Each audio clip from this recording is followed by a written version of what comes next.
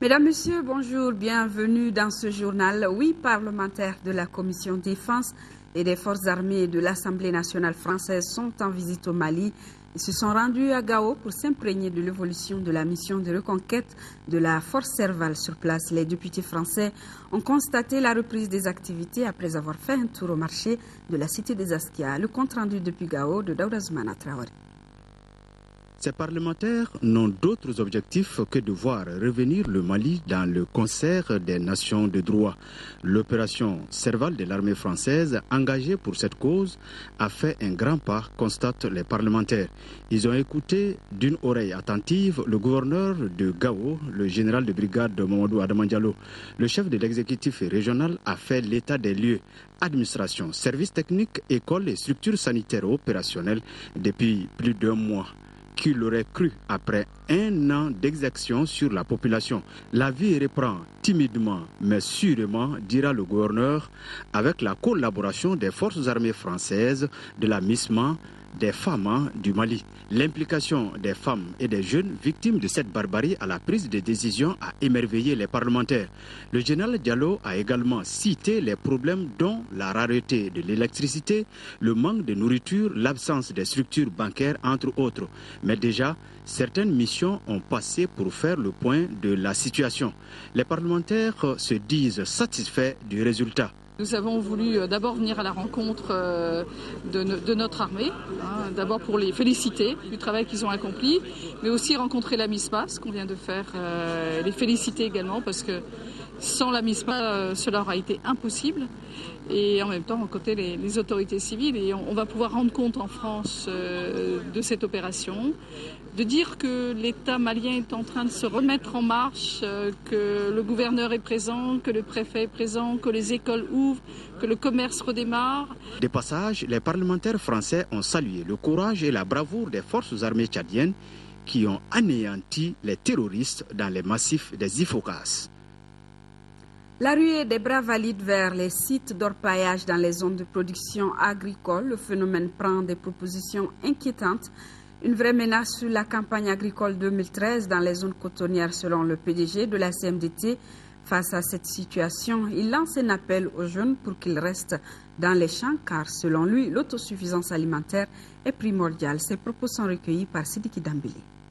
Le message fort qu'on peut lancer aujourd'hui, c'est justement d'appeler le monde rural, d'appeler les producteurs justement au respect de toutes les instructions pour la bonne réussite de cette campagne 2012-2013. Je le répète aujourd'hui, toutes les dispositions sont prises, le prix aux producteurs vient d'être fixé, les intrants sont disponibles, il reste justement que nous nous mobilisons ensemble pour l'atteinte des objectifs de cette campagne. Et juste profiter aussi, attirer l'attention de qui du droit sur une menace importante aujourd'hui que nous sentons dans les zones de production cotonnière, c'est justement toutes ces mines artisanales que nous voyons dans les zones de production agricole du pays de façon générale, mais particulièrement dans les zones cotonnières. Je pense qu'aujourd'hui, c'est une menace très très importante pour l'agriculture de notre pays. Là aussi, je lance un appel au monde rural, aux jeunes ruraux, pour que justement pendant cette période agricole, qu'ils restent au champ, qu'ils restent travailler. Je pense qu'on n'a rien de plus que l'autosuffisance alimentaire de notre pays. C'est après juste ça seulement qu'on peut se dégager pour d'autres activités. Appeler les jeunes aussi, les jeunes à rester dans les parcelles aux côtés des vieux pour justement relever les défis de cette campagne. Des jeunes regroupés au sein du club des amis de Salia Touré se préparent pour prendre part au débat politique. Ils viennent d'organiser à cet effet une conférence débat sur le thème qu'est l'avenir politique pour la jeunesse du Mali. La conférence était animée par le docteur Mamadou Diallo, professeur à l'Université du Mali. Le compte-rendu de Adama Koulibaly. Les jeunes regrettent leur absence sur la scène politique. Mais ils se disent que tard vaut mieux que jamais. Ce qui les motive à se retrouver sur la scène politique pour les prises de décision. Les jeunes ont démissionné. Tout ce qui s'est passé, c'est avec l'absence des jeunes. Et c'est pourquoi aujourd'hui nous avons fait appel aux jeunes pour venir vraiment mieux informer les jeunes, mieux les orienter par rapport à tout ce que nous devons faire désormais pour vraiment l'épanouissement de notre nation. Les jeunes, pour s'armer avant de prendre part au débat politique, ont fait appel à des hommes politiquement avertis. Les échanges ont porté sur la définition de la politique, le militantisme, les futures élections et le choix des responsables politiques. Le conférencier souligne que le sort politique de la jeunesse se trouve entre les mains des jeunes eux-mêmes. Notre pays travaille sur une crise et c'est vrai également que les jeunes, quelque part, se sentent délaissés par la chose politique. Mais il est important pour les jeunes de comprendre que personne ne fera leur avenir à leur place. Donc c'est aux jeunes eux-mêmes de s'assumer. C'est aux jeunes eux-mêmes de savoir également que la politique est une chose saine et que c'est la politique qui peut également leur permettre de faire valoir leurs droits. Les jeunes, après demande d'éclaircissement sur des points qui leur sont obscurs, disent avoir pris note. La problématique d'approvisionnement en eau des logements sociaux de Yirimadio au centre d'une conférence débat.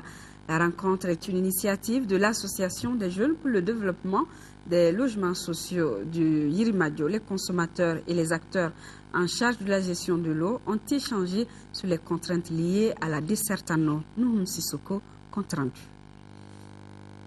Le problème d'eau est récurrent aux logements sociaux de Yirimadio.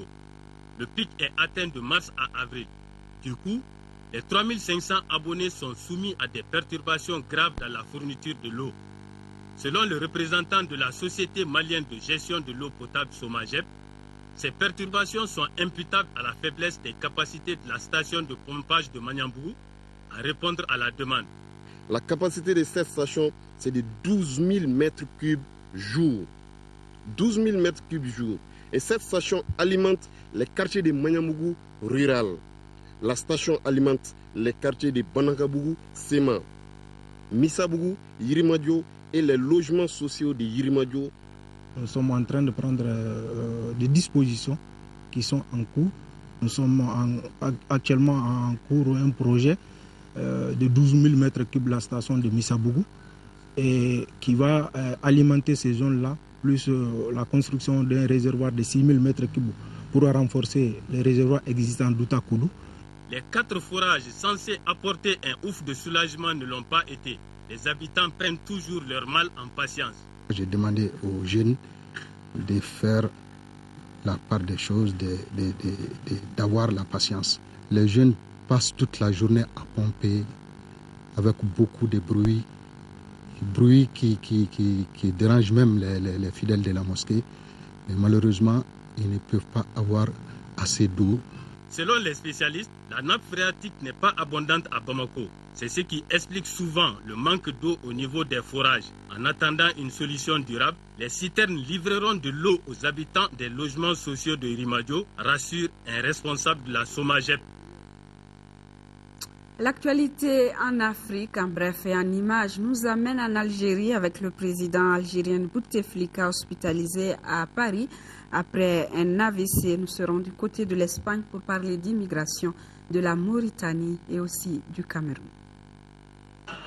Le président algérien de nouveau hospitalisé en France, Abdelaziz Bouteflika, a été victime d'un accident vasculaire cérébral sans gravité samedi en début d'après-midi. Dans la soirée, il a été transféré à l'hôpital du Val-de-Grâce à Paris. Selon les médecins français, le chef de l'État algérien n'aurait aucune séquelle. À 76 ans, Abdelaziz Bouteflika a déjà eu de nombreux problèmes de santé. C'est une première historique. L'Italie a une ministre d'origine africaine. Cécile Kyenge a prêté serment dimanche. Cette médecin congolaise de 49 ans est désormais ministre de l'intégration dans le nouveau gouvernement dirigé par Enrico Letta. Née en République démocratique du Congo, Cécile Kyenge est arrivée en Italie en 1983. Étiquetée à gauche, cette députée du Parti démocrate milite entre autres pour l'abolition du délit d'immigration clandestine. Importante saisie de drogue en Mauritanie. Samedi, dans l'extrême nord du pays, à la frontière algérienne, les militaires mauritaniens ont récupéré plus d'1 tonne de plaquettes de cannabis, valeur estimée 5 millions d'euros. C'est un signalement de l'armée de l'air qui a permis d'intercepter la cargaison. C'est des réseaux qui sont en train d'être démantelés au niveau de la Mauritanie quand même, parce que les gens ont trouvé la stratégie qu'il faut pour arrêter les opérations qui se faisaient depuis des années, bientôt des dizaines d'années, à l'intérieur du territoire. C'est ce qui est important. Pourtant, cette fois, malgré un vaste déploiement des forces armées, les trafiquants ont réussi à prendre la fuite en voiture.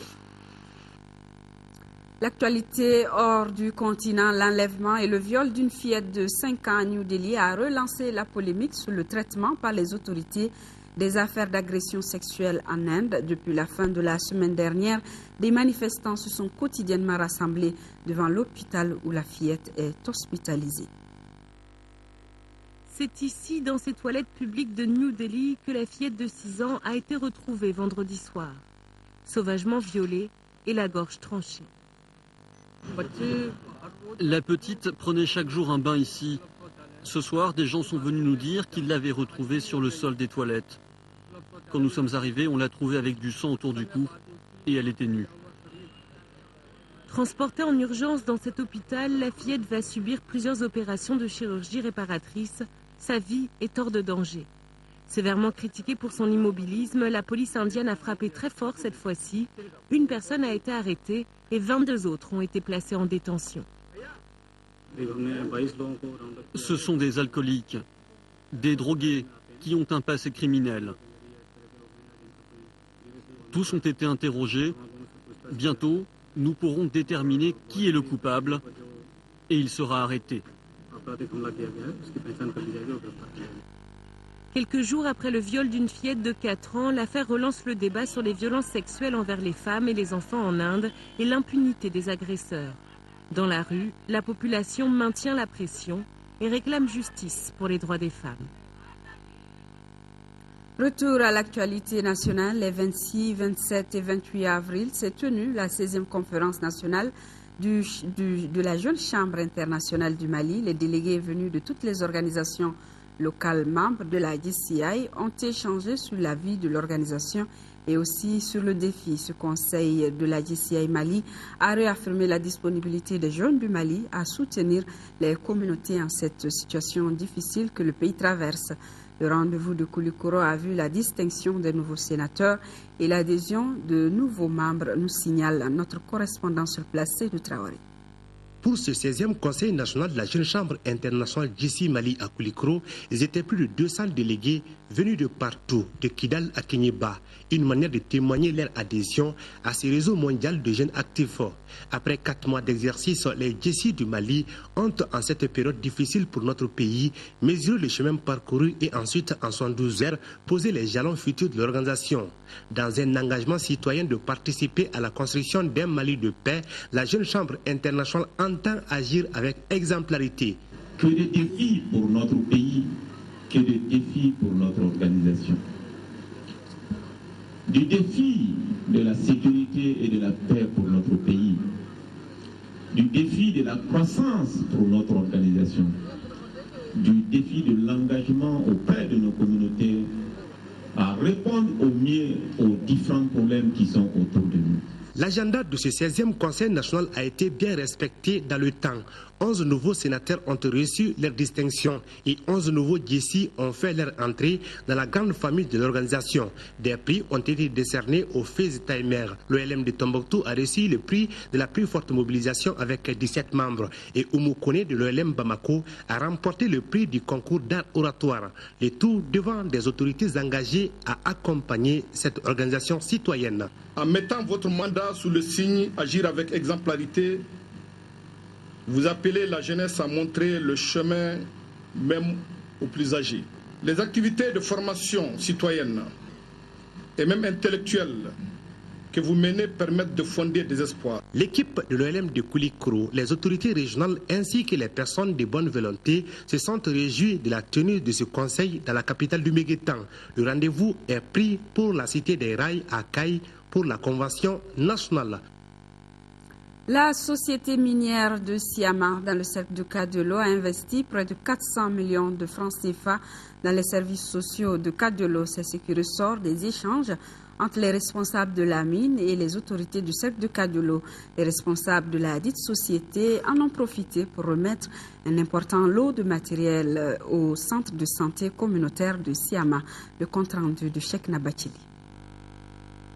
Dans le cadre de l'amélioration des conditions socio-sanitaires des populations de la zone minière, la société minière de Siama Somissi, à travers le nouvel acquéreur de la mine, l'entreprise australienne Resolute Mining Limited a mis en place un département de la santé communautaire.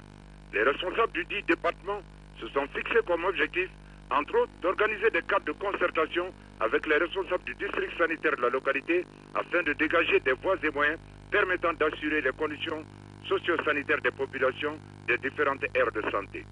C'est dans ce contexte qu'après avoir visité le centre de santé de référence de Kadiolo et au thème d'un cadre d'échange sur l'état des lieux, les responsables de la SOMISI chargés de la gestion de la santé communautaire viennent de remettre aux autorités politico-administratives et socio-sanitaires un important lot de matériels médicaux. Il existe un sentiment de devoir pour nous, en tant que société, d'appuyer la communauté. Nous avons mis en place un cadre de concertation qui nous permet de venir faire des discussions avec les responsables du district sanitaire.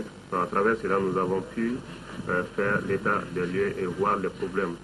La société a un très grand respect par rapport à la communauté et veut appuyer la communauté. Des informations recueillies auprès des responsables de la SOMISI, il ressort que les actions réalisées dans la localité durant le premier trimestre couvrent 3 domaines, à savoir l'éducation, la santé et l'hydraulique, entièrement financés par la SOMISI dans l'ordre de 400 millions de francs CFA. Toutes nos excuses pour la qualité de ce reportage. Face à la canicule difficile à supporter, la solution pour les jeunes de Bamako reste la ruée vers les plages. Ainsi, pendant le week-end, filles et garçons de toute taille se retrouvent sur les berges du fleuve Niger pour y passer la journée. Malheureusement, des accidents surviennent à tout moment sur ces lieux, selon notre reporter qui est allé sur le terrain. Khadija Kone, compte rendu. Mois d'avril à Bamako, le thermomètre n'hésite pas d'afficher plus de 40 degrés. En cette période de forte chaleur, les plages sont prises d'assaut par les jeunes. Les plages de Samaya, Soutuba et Kalabankura Extension sont envahies tous les week-ends. Des petits groupes par-ci et par-là, filles et garçons, viennent avec tout le matériel nécessaire pour le camping et des provisions pour y passer toute la journée. Ouais, il fait extrêmement chaud en ce moment, on vient se défouler, tu vois, et on est nombreux à venir ici. Oui, on vient surtout pour le plaisir. On a vu qu'on peut venir à la plage pour se diversifier un peu, on vient en groupe et ainsi de suite. Nous prenons ce que nous voulons prendre avec nous, du thé, du jus, voilà, et quelque chose à manger, c'est tout. La mauvaise face de cette situation est que la majorité des filles viennent sans l'autorisation des parents. Se détendre et se rafraîchir, certes, mais beaucoup d'accidents, à savoir des noyades, surviennent chaque année à ces endroits. Il a été constaté que c'est vers les mois de mai jusqu'à juillet que nous rencontrons, nous enregistrons un certain nombre d'accidents dus à la noyade, et surtout sur les plages. Au titre de l'année 2013, sur la période du 1er janvier au 22 avril, il a été relevé 5 cas de décès à Bamako. La brigade fluviale dispose de plusieurs matériels et joue un rôle très important dans le sauvetage. Notre mission essentielle, c'est de procéder à la surveillance régulière, lutter contre la pollution, l'insalubrité et l'insécurité dans le fleuve et sur les berges. Effectivement, les différentes plages sauvages, entre parenthèses, constituent une affluence massive des jeunes de tout âge désormais. Et nous avons malheureusement constaté des cas de perte en vies humaines. Donc à cet effet, nous avons voulu organiser une mission de patrouille tendant à sensibiliser, à sécuriser les jeunes. Vers le 3e pont, la sécurité là-bas pose un vrai problème parce que la plage est inondée. Nous avons à vue d'œil dénombré près de 1500 jeunes de tout âge. Et devant nous-mêmes, malheureusement, il y a 2 qui ont plongé et qui sont restés. Ils se sont noyés, on a tenté de les repêcher. Malheureusement, les corps sont enfouis dans les roches. Nous n'avons pas pu les sauver ce jour-là. Par peur de noyades et autres accidents, certains jeunes n'apprécient pas les sorties à la plage. Pour cela, ils se rendent tout simplement à la piscine dans certains hôtels de la place. À la plage, il n'y a pas de sécurité. Bon, ici, là, il y a de la sécurité. La plage, ce n'est pas aussi sécurisé que la piscine. Ici, à la piscine, il y a le maître nageur. S'il y a des noyades, par exemple, comme je suis venu avec mes petites soeurs aussi, il peut les surveiller et à ma mère aussi. Contrairement aux plages, ici, la sécurité prime. À la piscine, on est là, on surveille les gens et ceux qui ne savent pas nager aussi dans l'eau, on apprend les gens à nager. Pour le cas spécifique des plages, au cours des 2 dernières années, les statistiques de la protection civile démontrent une augmentation de décès suite aux noyades. À cet effet, elle attire l'attention des élus communaux en liaison avec les services de sécurité et de la protection civile sur la nécessité d'une meilleure organisation des baignades. Effectivement, nous avons été saisis par les services de sécurité par rapport au risque que les jeunes courent le long des plages. Or, il se trouve que pendant cette période de grande chaleur, surtout les week-ends, il y a une affluence assez importante vers les plages. Donc, les maires qui sont les premiers responsables de la sécurité de leurs concitoyens dans les différentes communes ont été interpellés pour appuyer les forces de sécurité, notamment la gendarmerie, la police et la protection civile. Il importe donc de réglementer ce cadre de loisirs qui attire de plus en plus la jeunesse et qui malheureusement en paie le plus lourd tribut. Et comme on le dit, ambiance, mais prudence. Tout à fait, Khadija Koné, fin de cette édition. Prochain rendez-vous de l'information, 18h-20h. Une présentation de Nyanya Traoré. Je vous retrouve demain s'il plaît à Dieu à 10h et 13h. Merci d'avoir été des nôtres et bon appétit à ceux qui se trouvent à table.